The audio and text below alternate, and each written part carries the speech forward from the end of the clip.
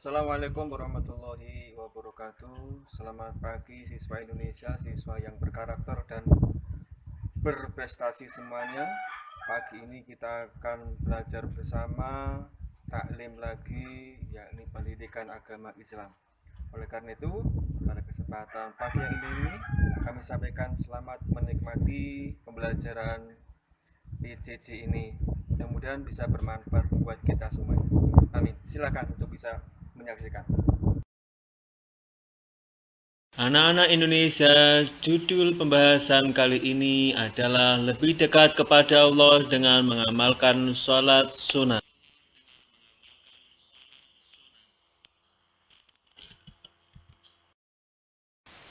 Konsep pembahasan kali ini adalah tentang sholat sunnah, munfarid dan sholat sunnah berjamaah, serta pembahasan sholat sunnah bisa dengan dilaksanakan munfarid dan juga berjamaah. Dan terakhir, dengan belajar sholat sunnah, kita memunculkan sikap-sikap mulia.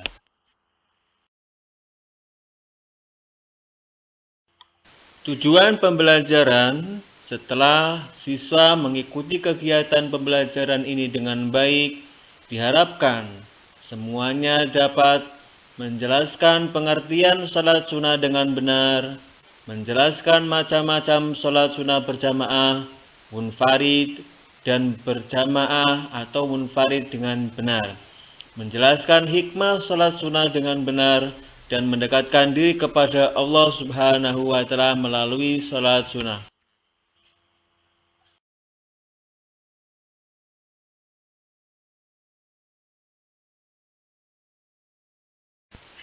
Sholat sunnah adalah sholat yang dianjurkan untuk dikerjakan. Orang yang melaksanakan sholat sunnah akan mendapatkan pahala dan keutamaan dari Allah Subhanahu wa Ta'ala. 1. Sholat sunnah berjamaah. Pertama, sholat Idul Fitri dan Idul Adha. Waktu pelaksanaan Idul Fitri adalah pada tanggal 1 Syawal, saat pagi hari ketika matahari sepenggalah tingginya. Sementara sholat Idul Adha pada pagi hari dan sudah masuk sholat duha pada tanggal 10 Zulhijjah. Keduanya diawali dengan sholat 2 rakaat dan diakhiri dengan khutbah. Takbir 7 kali pada rakaat pertama dan takbir 5 kali pada rakaat kedua.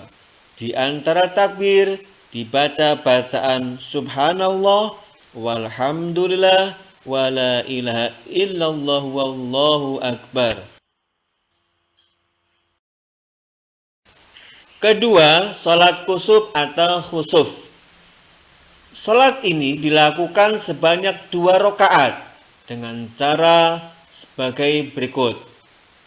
Niat sholat sunnah gerhana, takbiratul ihram, membaca surat Fatihah, membaca ayat atau surat dalam Al-Quran yang bebas memilih suratnya, kemudian ruku, i'tidal atau bangun dari ruku, membaca surat Fatihah lagi, i'tidal, sujud pertama, duduk di antara 2 sujud, sujud kedua. Tata cara di atas dilaksanakan di rakaat pertama. Pada rakaat kedua, tata cara di atas diulang kembali hingga tahiyatul akhir dan diakhiri dengan salam. Ketentuan di atas sesuai dengan apa yang diajarkan oleh Rasulullah Shallallahu Alaihi Wasallam. Dan yang ketiga adalah sholat istisqa. Sholat istisqa adalah sholat yang dilakukan untuk memohon kepada Allah Subhanahu wa Ta'ala agar diturunkan hujan saat terjadinya kekeringan atau karena lamanya musim kemarau. Sholat ini dilaksanakan di lapangan, dilaksanakan pada waktu siang sebanyak 2 rakaat tanpa azan dan iqomah. Takbir 7 kali pada rakaat pertama, dan 5 kali pada rakaat kedua. Rakaat pertama disunahkan membaca Quran surat Al-A'la setelah suratul Fatihah, dan di rakaat yang kedua membaca Quran surat Al-Ghasyiyah setelah Al-Fatihah. Khutbah dapat dilakukan sebelum sholat atau sesudah sholat. Di antara takbir dibaca bacaan subhanallah walhamdulillah wala ilaha illallah wallahu akbar. Disunahkan membaca doa mohon diturunkan hujan. Dianjurkan yang memiliki binatang peliharaan atau ternak untuk dibawa ke lapangan saat pelaksanaan sholat istisqa. Setelah belajar sholat sunnah berjamaah, ada juga sholat sunnah yang dilakukan secara munfarid. Pertama, sholat sunnah rawatib. Rawatib berasal dari kata rotibah yang artinya tetap, menyertai, atau terus-menerus. Dengan demikian, sholat sunnah rawatib adalah sholat sunnah yang dilaksanakan menyertai atau mengiringi sholat fardu, baik yang sebelum atau sesudah sholat fardu. Dari segi hukum, sholat rawatib terbagi dua macam, yaitu mu'akkadah yang dianjurkan dan ghairu mu'akkadah atau kurang dianjurkan. Dari segi pelaksanaannya terbagi menjadi dua, yaitu qobliyah yang dikerjakan sebelum pelaksanaan sholat fardu dan ba'diyah yang dikerjakan sesudah sholat fardu. Sholat sunnah munfarid berikutnya adalah sholat sunnah tahiyatul masjid. Sholat tahiyatul masjid adalah sholat sunnah yang dilaksanakan untuk menghormati masjid. Sholat ini disunahkan bagi setiap muslim ketika memasuki masjid. Sholat sunnah ini sholat sunnah yang merupakan rangkaian adab untuk memasuki masjid. Berikutnya adalah sholat sunnah istikharah. Sholat sunnah istikharah adalah sholat sunnah dengan maksud memohon petunjuk Allah Subhanahu wa Ta'ala dalam menentukan pilihan terbaik di antara dua pilihan atau lebih. Sholat sunnah istikharah hukumnya adalah sunnah mu'akkadah bagi orang yang sedang membutuhkan untuk menentukan pilihan.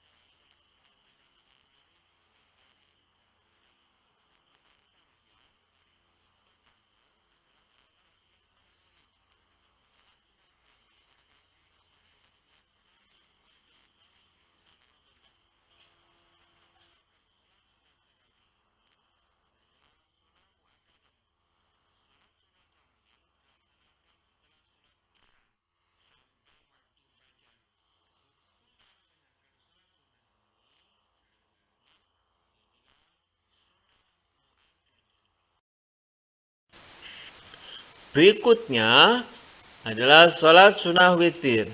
Sholat sunnah witir adalah sholat sunnah yang dilaksanakan dengan jumlah bilangan rakaatnya ganjil. Boleh 1 rakaat, 3 rakaat, 5 rakaat, 7 rakaat, 9 rakaat, atau 11 rakaat. Hukum sholat sunnah witir adalah sunnah mu'akkadah. Adapun waktu pelaksanaannya adalah sesudah melaksanakan sholat isya sampai menjelang fajar sebelum sholat subuh. Kedua adalah sholat sunnah duha. Sholat sunnah duha sering disebut dengan sholat sunnah awabin duha, yaitu sholat sunnah yang dikerjakan pada waktu matahari sudah menaik 1 tombak hingga menjelang waktu zuhur. Setelah belajar sholat sunnah berjamaah, ada juga sholat sunnah yang dilakukan secara munfarid. Pertama, sholat sunnah rawatib. Rawatib berasal dari kata rotibah yang artinya tetap, menyertai, atau terus-menerus. Dengan demikian, sholat sunnah rawatib adalah sholat sunnah yang dilaksanakan menyertai atau mengiringi sholat fardu, baik yang sebelum atau sesudah sholat fardu. Dari segi hukum, sholat rawatib terbagi dua macam, yaitu mu'akkadah atau yang dianjurkan, dan ghairu mu'akkadah atau kurang dianjurkan. Dari segi pelaksanaannya terbagi menjadi dua, yaitu qobliyah yang dikerjakan sebelum pelaksanaan sholat sunnah tasbih. Sholat sunnah tasbih adalah sholat sunnah yang dilaksanakan dengan memperbanyak membaca tasbih. Sholat sunnah tasbih merupakan sunnah khusus dengan membaca tasbih sebanyak 300 kali di dalam sholat, dengan ketentuan yang telah dicontohkan oleh Nabi. Siswa Indonesia yang berkarakter dan religius, setelah kita mempelajari tentang sholat sunnah munfarid, sholat sunnah berjamaah, dan juga sholat sunnah yang bisa dikerjakan dengan munfarid dan juga bisa dikerjakan dengan berjamaah, ada hikmah melaksanakan sholat sunnah. Pertama, dimudahkan oleh Allah Subhanahu wa Ta'ala dari segala urusan. Kedua, menambah kesempurnaan sholat fardu kita. Ketiga, menghapus dosa, meningkatkan derajat keridhaan Allah Subhanahu wa Ta'ala, serta menumbuhkan kecintaan kepada Allah Subhanahu wa Ta'ala. Keempat, sebagai ungkapan rasa syukur kita kepada Allah Subhanahu wa Ta'ala. Kelima, mendatangkan keberkahan diri dan keluarga. Dan yang keenam adalah menjadikan hidup kita terasa nyaman dan tentram. Demikian tadi anak-anak pembelajaran pagi hari ini. Mudah-mudahan bisa bermanfaat. Terima kasih telah menyaksikan. Jangan lupa subscribe and like. Wassalamualaikum warahmatullahi wabarakatuh.